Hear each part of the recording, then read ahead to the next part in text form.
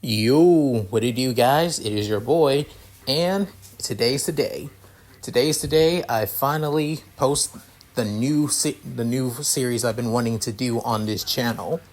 That be crossovers with that of the Worm Paranormal Human series, the web novel series that's surprisingly not half bad. It's not good, I will say that, but it's not bad either or terrible. To me, it's like MHA, but take everything that basically annoys the hell out of me, such as the corruption, the celebrity status of heroes, amplify the teenage drama by 100, and make the MC that's like Izuku, but basically make them an unbearable bully victim that tries to make themselves look like the victim more than everybody else after all of their bad decisions. So yeah. That's Worm in a nutshell for me. But either so, it still is a great concept, like how people gain powers. So I kind of can't help but respect how people are able to overcome how they gain their powers through trauma after all. However, some people make it work, while some not so much after all.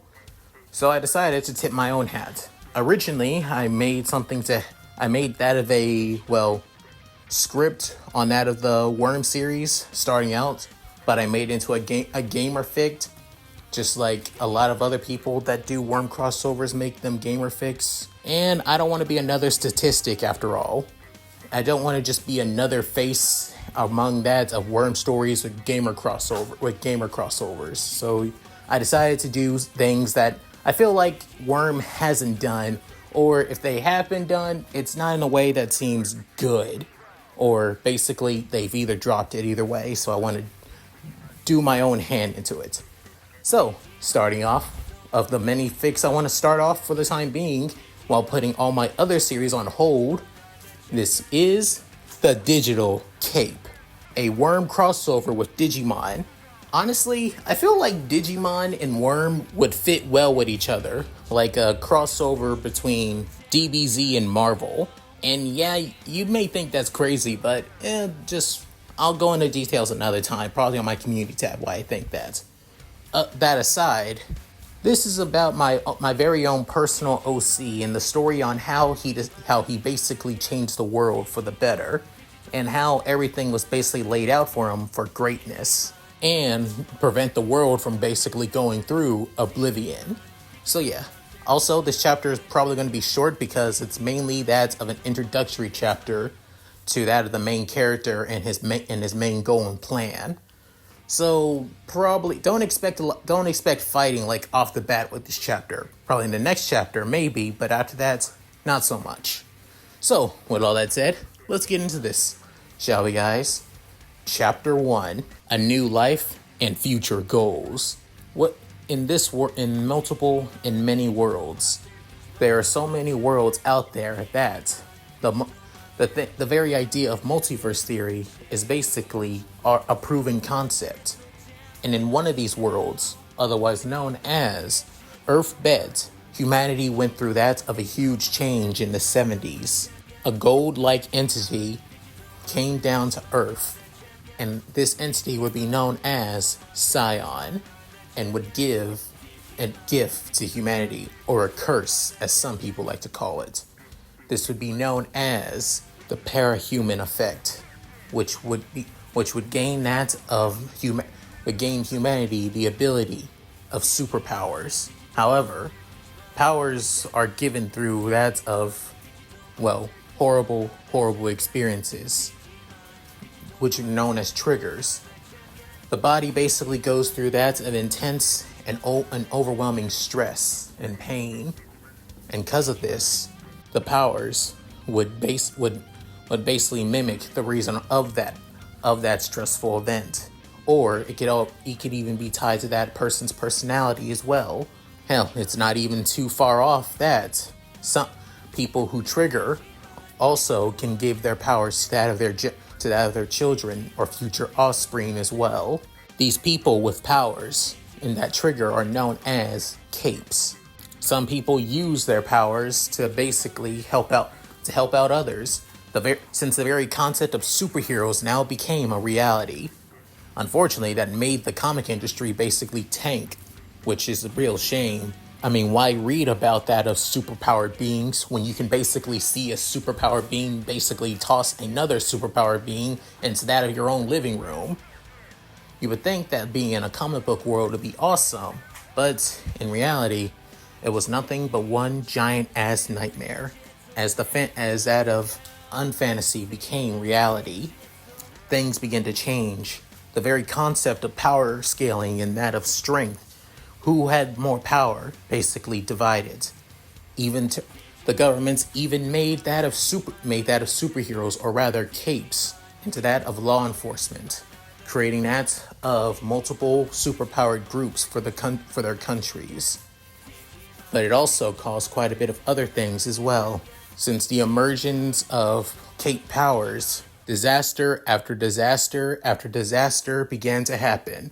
From sociopathic caped murderers, an entire robot army controlled by that of an AI that would make Skynet basically say, I think you're going too far. And the last thing on the list is, well, what would happen if one stupid ass hero that basically wanted to relive his glory days decided to use his powers accidentally to create that of giant monsters that basically attacks the world on a daily, and 3 of them at that. So yeah, basically this world known as Earth-Bet is now turned into is on the verge of becoming a post-apocalyptic world. And that's not even the bad stuff, and that's not even the bad thing about this world. It gets even worse as time goes on. But now things are going to change. All because of one god basically feeling bored out of his mind, seeing how much one world can change quite a bit, but always stay the damn same. By reincarnating this one entity into that of another version of himself into this world, but also have already triggered as well, but switching out his powers with something that would be completely and utterly useless, with something that can basically change the tide of this world from basically turning into that of a barren wasteland of a world, as this young man would return back into that of his home city, the city where he grew up all of his life, after suffering that of a tragedy. This city is known as Brockton Bay, a city located north side past Boston. Originally, the city was quite well known for that of its trading and imports, especially during its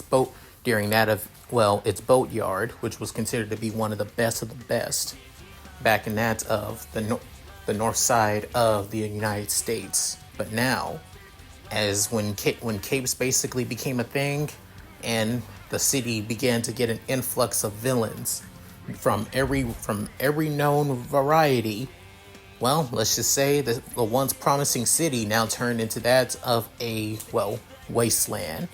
Still, heroes still do their job. Heroic capes still do their job, such as that of the PRT, otherwise known as the Parehuman Response Team, the Protectorate, the organization that basically works alongside, or as some also like to say, owns the PRT, an independent hero group where accountability matters more than anything, which they basically show their identities to that of the public and to the government as well, called New Wave. Upside of New Wave is that they are basically a family unit. 2 sisters and their husbands alongside their kids working together to protect their home after all. But let's just say New Wave hasn't got as much popularity as they were back in the day. As for other heroes, well, they're not on the same level as they used. There are some heroes in the city, but they're not really that important, especially when there are more villains than there are heroes. However, these groups are not important right now. Right now, we speak to that of one young man, an African American / Japanese young man. After a long couple of years, going to college, and that's of Boston. He's finally returning home. And let's just say being at home isn't as all perfect as before, especially given that the reason why he's coming back home from before finishing up his college career is because his parents ended up dying. Got involved with that of a cape battle between that of one of the gangs trying to gain territory in Brockton. Gang war between that of the 88 Empire, basically a neo-Nazi gang, and the Bridge Archer Merchants, basically a whole entire gang composed of the poor and the ghetto of Brockton Bay that sell drugs and basically deal in prostitution as well. Of course, their main product is drugs after all. Prostitution is mainly just on the side. There are other gangs, but these are the two gangs that basically caught his parents in the crosshairs. Both gangs had their own capes inside the gangs as well. And let's just say when a cape battle happens, if you're a civilian and don't have any powers, well, let's just say you want to get as far away from that shit as possible. Unfortunately for our heroes' parents, well, let's just say they weren't so lucky. They got caught up, and his mother died on impact. As for his father, he survived long enough to get to the hospital, but died while they were trying to fully heal him. Unfortunately, because of this, he did have relatives in the city, thanks to that of his uncle on that of his father's side. He still has some family in town, but other than that, not so much. Luckily, his home hasn't been repossessed just yet, given that his parents basically sealed it, and anything happened to them, the house would be in his name. All he does is have that of an empty-ass home. It holds a lot of sad memories. As for this young man, you may be wondering who he is. He's actually a 17-year-old African-American, half-Japanese young man with that of an idea on how the world works. A young man who had plenty of friends but basically pushed them aside to focus on his own dream and ideals, believing that this is how the world works, that it's every man, woman, and child for themselves, given that if you're a cape, you can basically do whatever the hell you want and get whatever the hell you want. But those who don't have cape powers will always continue to be basically pushed to the side and treated as nothing but collateral. But now, because things have changed, because he has changed, because this young man, once known as Demetrius Onagaki, or D for short, is no longer himself. An accident ended up happening. He ended up, due to a huge amount of stress and grief, he ended up getting a heart attack while he was sleeping, which soon led to that of his other self from another world to be reincarnated into his body. The old him was no longer using it, so why not give the body up to that of another version of himself that needed it? And this is how his story began. Currently in that of his bedroom, going through that of his computer, or rather his multiple computers, as he has that of a multiple dual screen desk setup after all, as D was quite a bit of a gamer, just like that of his other self, to be honest. But he always also used that of his, talents to basically excel, given that he was able to skip middle school and go straight into that of high school and then go into college afterwards. Dude was basically a prodigy. And now that prodigy is gone and now left with that of an other self. But good for this other self of D, he has something that nobody else has. The power of a cape. And not just any power. A power that only his other self knew about. Because in this world, they don't exist given the shit that happened in Japan all those many years ago. Just basically a damn shame. With then soon tapping on through his keyboard, with then saying, and this should be done. With soon, looking through that of the multiple codes basically rearranging themselves, with even soon them begin to move around as well. But then saying, seriously, this is insane. After all, I didn't expect that I would be reincarnated into this new body of all things. Well, I gotta say that guy basically really did hook me up pretty easily. But the only downside is I'm in the goddamn Worm series. Earth bed of all fucking things. Jesus Christ. Basically being pushed into that of a soon to be apocalyptic world. God, for God's sake. With that of a for our main hero, or I should say main protagonist, because she's no goddamn hero. That will soon basically lead to the world to its own destruction, even though trying to prevent that destruction, and soon become the greatest villain or threat to that of the world itself. God damn. While looking at his monitor, he mentally even say, and not only that, I even know her personally, since we grew up together. God, seriously, my other self was childhood friends with fucking Taylor A. Bear, aka Weaver, or Skitter, or whatever, or even the queen of fucking escalation, as people like to call her. Ugh, god damn it. And not only that, it's almost close to that, and it's already past that of winter break. Means classes have started back up again, anyway, so that means the locker incident might have already happened. Wait, that means, oh shit, I totally forgot about that, damn it! Worst thing is, I'm not a Winslow student, or a faculty, so I can't even clean out her damn locker. God damn it. So that's basically unavoidable now. I've been in this world, and worst part is, I've been in this world for only 3 days. I've been using this time to basically use my new powers to get the assets I need to expand and get stronger. Right now, I was able to do that. Within soon, looking at that computer, before then, the data soon begins to morph into that, what looks like that of an egg. With then soon, as the egg now begins to full texturize in that of color, as it having that of purple with red, with a bit of blue as well.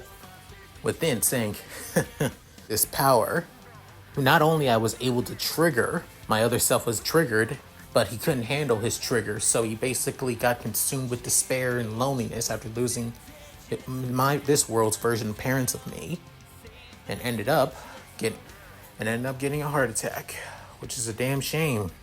But his loss is my gain, as I say.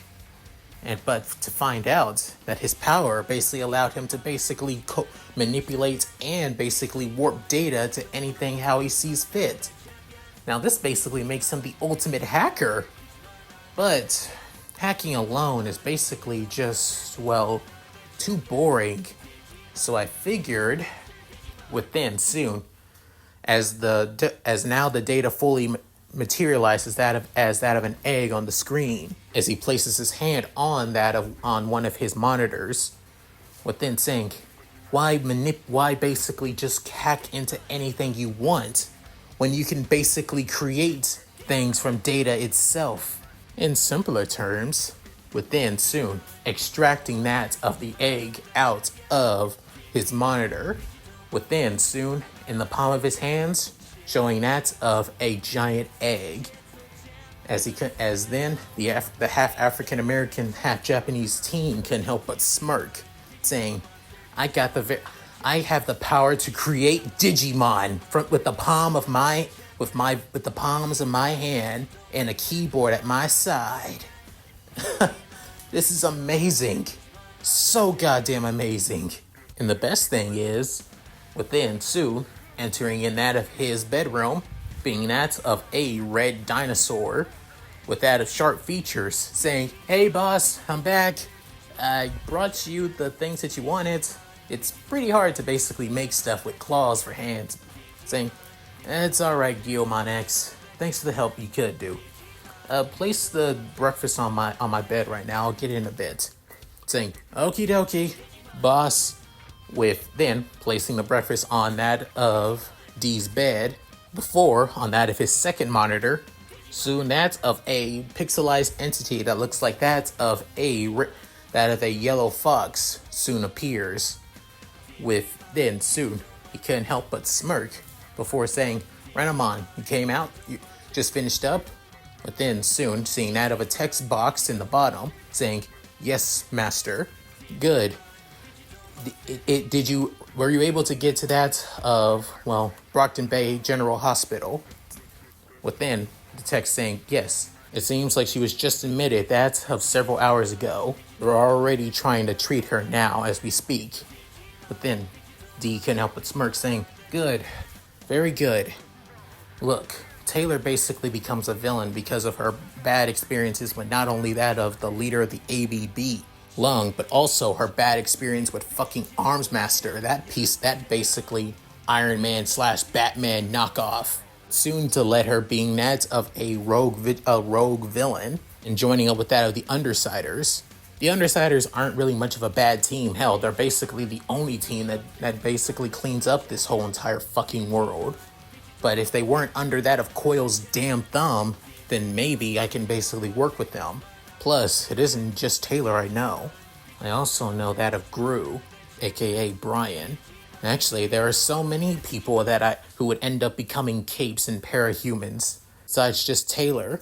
Turns out my parents were good friends with quite a bit of people who would and I would be friends with that of their kids until I basically nearly burned those bridges down. Mainly looking out for myself and my parents. Seriously, what the hell was I thinking? With then soon coming out of his second monitor as it being that of the orange, that of the yellow like fox, otherwise known as Renamon. Within soon the fox like being with that of a silky and mature feminine voice saying, please, master, do not beat yourself up about this. You are not your other self. You are somebody else. Your other self burned bridges because this world is too twisted and too self-entitled as well.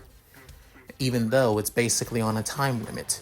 Now that you're in this new body, you have a chance to basically rebuild those bridges and basically prevent it from basically turning into that of its new destruction. Within hearing this, D couldn't help but smirk before saying, oh, you're right, Renamon. You're absolutely right. For the meantime, within soon going to that of his other monitor, and then creating that as he soon sends it to that of a large farm area where you see that of at least three other digi-eggs. Within pushing that of the digi-egg in his hands into that of the farm-like area, saying, should be at least that of another 3 hours before those things fully hatch. After that, I can basically work for them to get to that of rookie level in no time at all. For the meantime, we better get going. I want to go and check up on Taylor. Right now, Mr. A-Bear, or Danny A-Bear, her father, should be there by now. Probably trying to look out for her. But then soon, Guillemot X saying, alright boss, so you want me to lay down the fort here? Saying, actually, I want you to tag along with me, Guillemot X. Within thinking, you know what, I think I'll just call you X from now on, buddy. How does that sound? Saying, hey, I'm okay with anything, boss. You're the boss man. Saying, I think I might need to increase your intelligence too. Regular Guillemot works well to sound like that of a child or a baby, but honestly, I have a lot higher standards for Guillemot X, especially the X line of Guillemots. Within shaking his head saying, never mind, just come along. I need to get to the hospital as soon as I can. Renamon, you stay here and keep the fort down. Within saying, understood, master. Within, Renamon bows her head before then heading, as he heads out of his room, heads downstairs, and then heads that of the garage, going through that of the kitchen. Within, seeing that of a Ford Focus 2009 model, as this was his parents' car before it got, what did it destroyed after all. He's trying to rebuild it, at least from piece, mainly as more of a memento and a way to honor his parents. However, he does have his own vehicle as well, as it being that of a motorcycle actually. Surprisingly, after that of laws with that of capes and everything like that, certain driving laws became a lot more, well, lax after all. So now people can now gain their license at the age of 15. It still has to be a learner's permit, of course, but once they turn 16, they can gain that to their full-on license, even a motorcycle license. So now seeing that of his bike, he soon gets on it, within putting his helmet on and then heading straight for that of the Brockton Bay General Hospital. Hopefully, he may be able to meet with that of Panacea, aka Amy Dallin. Being able to meet with one of the most powerful healing cape in that of the city is basically would be perfect right now. She's a bit of a smart-ass bitch early on, but given her home life, kind of makes sense on why, and how stressful she gets as well. But my chances and luck for that happening, doubtful. But I can dream and hope, especially with the plans that I have after all. Within letting up that of the garage door, turning on his bike, backing it up a little bit before basically putting down the garage door again, and then driving out of the suburban neighborhood. Surprisingly, you wouldn't think that an African and basically Japanese, couple would be able to afford that of a suburban house. But my dad was a pretty well-known, basically owned his own business filled with that of, mainly that of a retail business, mainly sold in that of TVs, DVDs, and even that of game consoles as well. My mom was also was basically a well-known professor at that of the Brockton Bay Community College. Studied in that of world history. She also teach world history there too, so kind of makes sense on how they were able to afford a place like this. But now, I don't even know how long I'll probably be able to keep this place up. Well, at least for at least a good month or so. Once I get a better handle of that of my power to manipulate data, I'll be able to hack into banks and basically transfer a lot of money to my accounts. I would have to make that of shell accounts before transferring over to that of my main account too. And I'll be able to do that a lot more easier once I create that of one of my partners, who will be basically my main digital partner on the internet, while gaining information as well. When it comes to Digimon and hacking, if Cyber Sleuth has shown me anything, Digimon and hacking go hand in hand perfectly. While driving through Brockton Bay, soon he noticed that there was another person basically right next to him, as this being that of the most popular and most well-renowned Tinker Cape in all of Brockton, aka Armsmaster. Seeing that of his silver suit, his blue armor-like suit, with not even his eyes being seen through that of his helmet visor. The only thing that can be seen of him is that of his beard. And I gotta say, if the guy was trying to go for that of a Tony Stark kind of look, dude does not pull it off at all.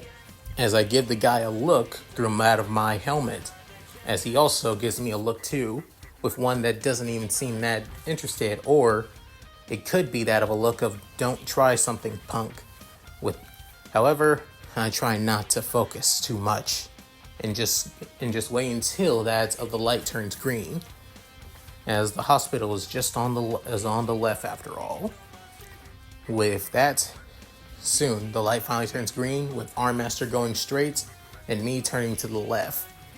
But then thinking, ugh, God, that guy pisses me off. Seriously, again, what was his popularity appeal?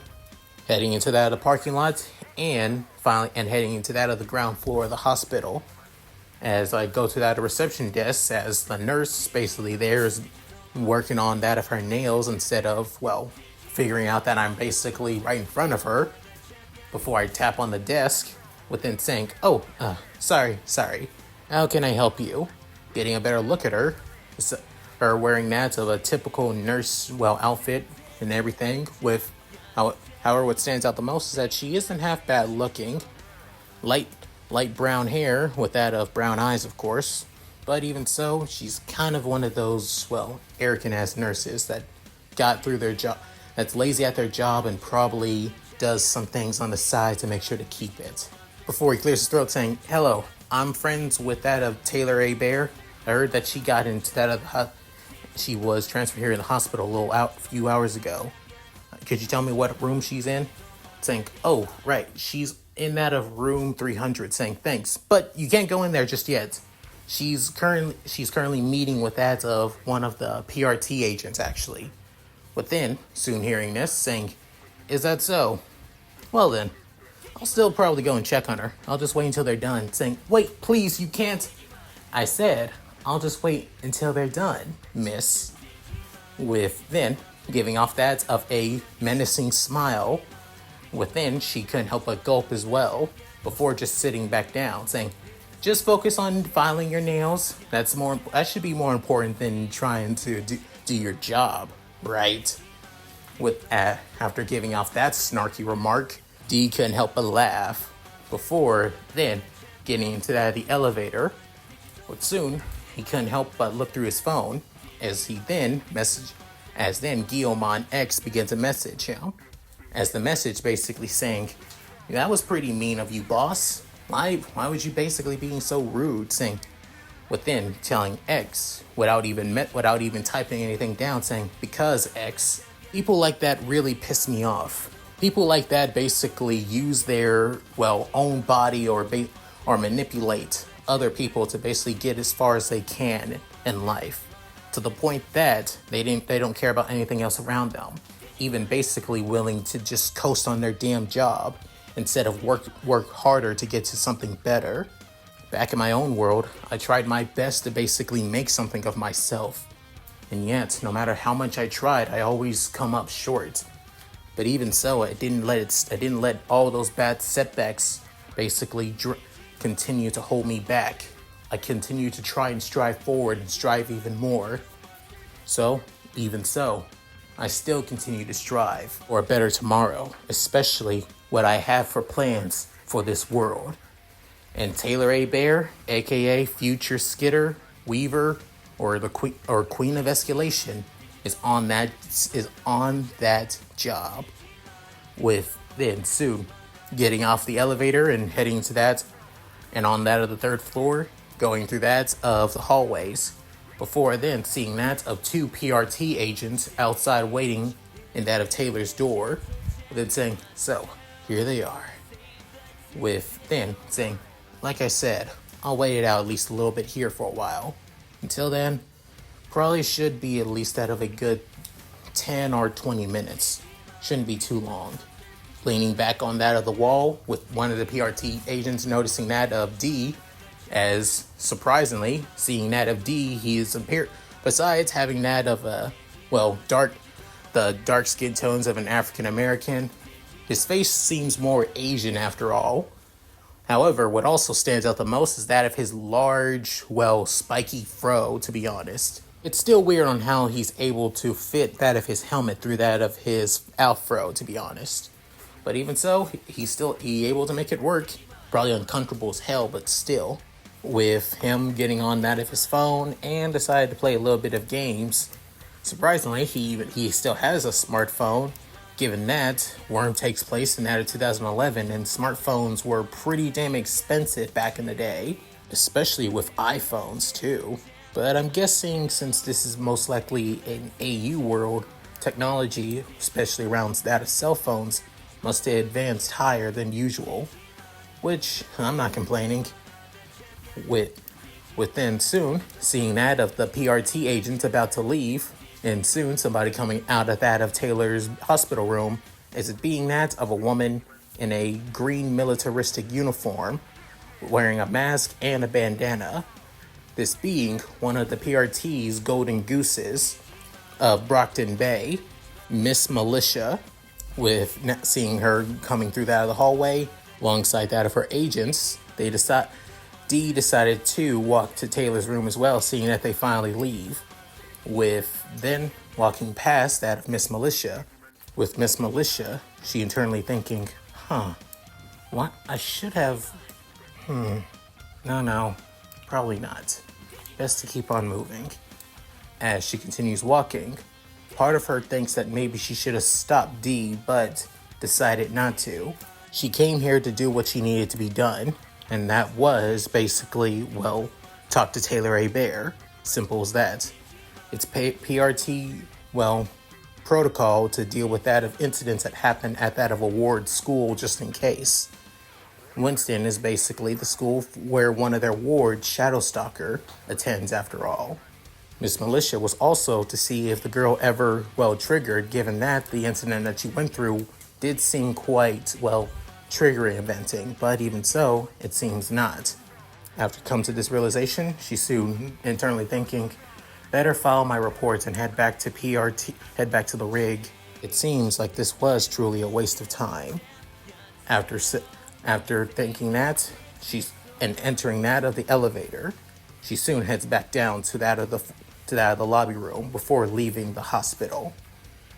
Soon entering in the door, seeing that of a curly, black-haired young girl with that of glasses and with that of multiple bandages around that of her arms, and also wearing that of a hospital gown as well under her covers, and standing beside her being that of a middle-aged man that's black hair is starting to bald a little bit, wearing that of a long black jacket, with him wearing that of somewhat heavy-duty clothes that you would see somebody at the docks be wearing.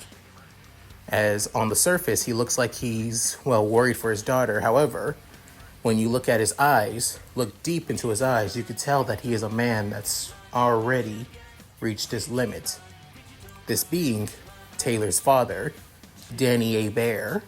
Within, D couldn't help but think, I've only read about these guys on that of the, well, Worm site after all. Seeing them in person, some of the fanfic actually predict them pretty accurate, especially Taylor, with then basically getting out of his own thoughts and then saying, well, hopefully I don't screw this up. Within, he soon basically knocks on that of the open door. Within soon, both Taylor and Danny see that of D.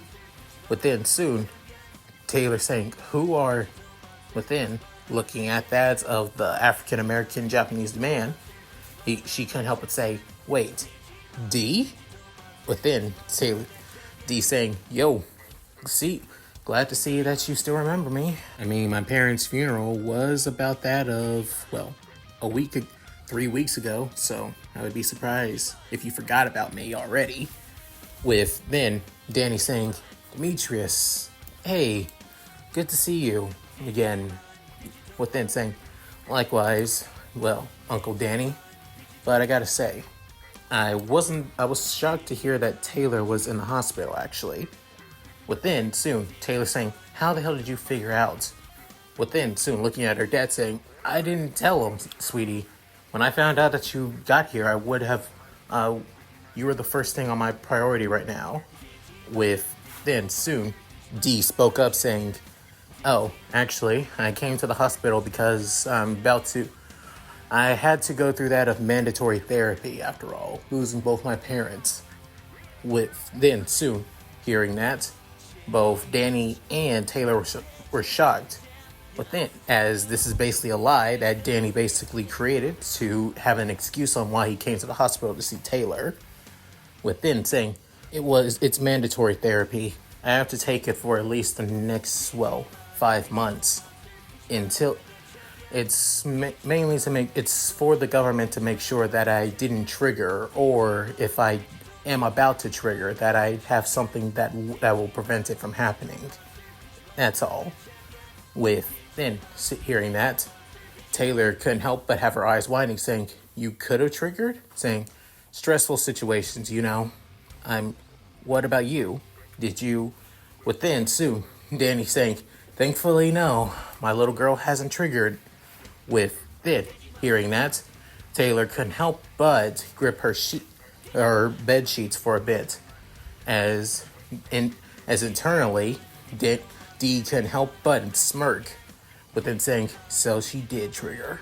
Would be surprised if she didn't, after going through something like that ordeal, with then soon saying, see, that's good to hear. I hear that triggering in moments like that could really screw your life over. But then Danny saying, don't I know it, son? Anyway, I'll go and get us some snacks or anything like that. If you old friends should basically try and speak to one another. I'd be surprised if Emma or, well, Aisha didn't show up until now. I'll see you two. With then, as the late 30-year-old man basically leaves the room, but then soon, D couldn't help but sigh before saying, so, how bad was it? But then saying, oh, so now you care? Saying, yeah, I deserve that. Saying, deserve it? Oh, don't even get me started with this shit, D. Saying, you want to let it all out? Because I'm right here. Just let it all out, Tay-Tay. With then soon hearing that nickname that he used to give her when they were kids. With then saying, you arrogant, egotistical son of a bitch.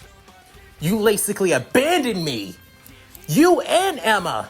I was never really that close with Aisha or even her brother Brian. But with you two were like my freaking brother and sister, for crying out loud. You basically abandoned me you skipped freaking middle school to go straight into high school. And then after that, you never even bothered calling me or even texting me or even both me and Emma. Then when I hear from that of my mom, you plan on going to college? And the worst part is, Emma, when I started going to high school, Emma started to ignore me. She even started bullying me with this other bitch. The same bitches that basically threw me into my locker and ruined it. So you have no idea what it feels like to go through what I've gone through. All of the bullying, the abuse, the teasing, the mocking, the harassment, everything. They even took my mom's prize flute. And I've never even seen it back again. Do you have any idea how much that hurts? Knowing that Emma, who we were so close with, basically treats me like shit. And you ignoring me. And then when we last speak, it's when your parents die.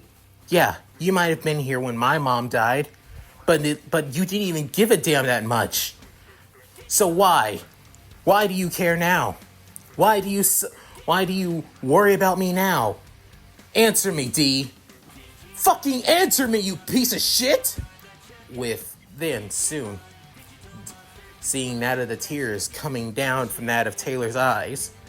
But then soon, she's soon noticing that D's also tearing up too. With then saying, damn it all.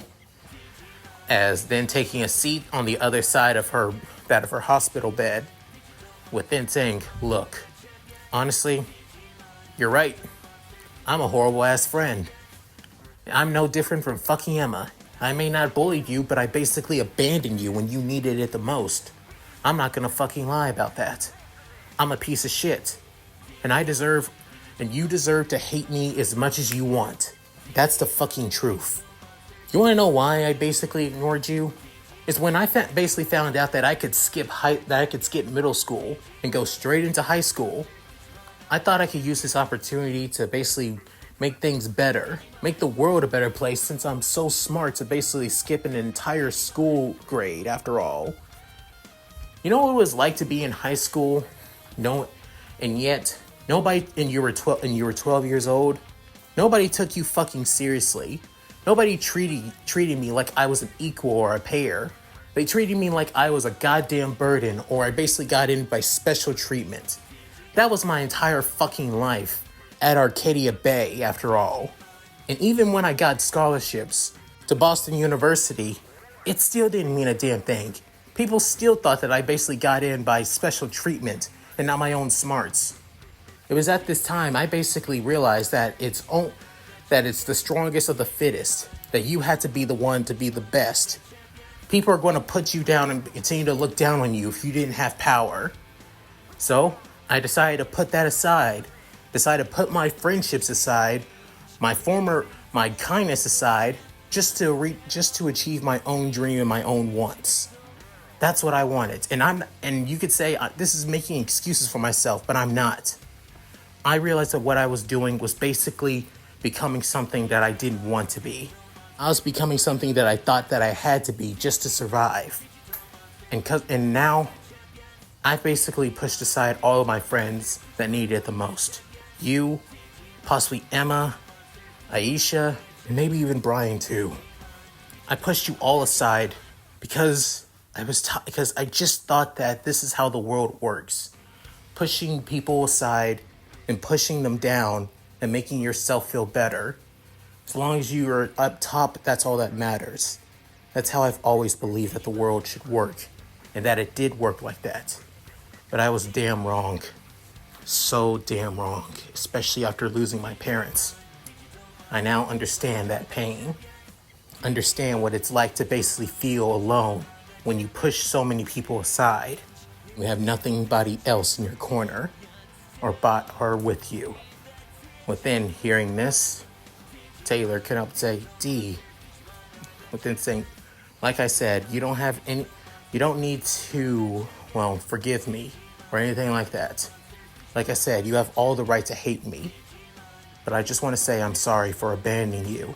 And I want us to rekindle our friendship, at least become acquaintances, like a bit. That's all I'm asking for. Nothing more, nothing less. If you don't want to see me, if you don't want to talk to me again, I'll walk right out of that door and never speak to you again. But if you want it to get work, then without warning, she basically lunges for that of D, wrapping her arms around him, catching that of the Japanese African American off guard. Within soon, she's saying, "Please don't go. Please, I don't want to be alone anymore. I don't want to be by myself anymore. Please, D. Please." Within, holding her close. Within, D can help but also hug her as well. Within, internally thinking, that's one down, 2 more teammates to go. Taylor's basically the main protagonist of this world. And if I have the Queen of Escalation by my side, the most powerful master in this entire world, then I have nothing to worry about. If she sees me as basically her emotional crutch, then so be it. Honestly, I'm kind of glad that that the memories I had basically was a good way to sell this. This is gonna be good. This is gonna be perfect. Hopefully, it works a lot more easier with the other 2. But right now, comforting Taylor's my main priority. Tell her that I triggered probably in the next couple of days when she recovers and goes back to Winslow. But until then, I'll just be here by her side when she needs me. So this is what it's like to support somebody that truly needs it the most. As the 2 continue to stay in that moment, little did they know, Danny basically see them, as he couldn't help but smile, thinking that maybe things might go back to normal like how they used to. But given that his wife is gone, alongside that of his wife's best friend, who was basically Dee's mother, doubtful that will ever happen again. But the world will now know that this was the start of how a team was built. A team that would change the world. And that's it. Thank you guys for watching. Hope you guys enjoyed the video. Please tell me what you guys think in the comments below. Let's read them. Sorry if this chapter seems a bit, rushed or basically, all over the place. Like I said, this is my first Worm fix, so trying to find a good narrative when it comes to that web series is kind of a pain in the ass. I mean, if Worm basically had that of an adaptation, like either that of a cartoon or maybe even a movie or a TV show, maybe, but right now it's easier said than done. So So this is the first one. Next time I'll basically post the next well series. After that, I'll post another one and then I'll probably be done. And that will probably be a good spot to get my worm fix already out there. So yeah, any rate, if you guys like this, please like, comment, and subscribe. Hit that bell notification key to date my videos on upload to the channel. Also, please check out my Discord, gaming channel, main channel, Patreon, and Cash App, alongside that of my side channel as well. So with all that said, this is Leon Mookie, signing out. Later guys, and hope you all take care.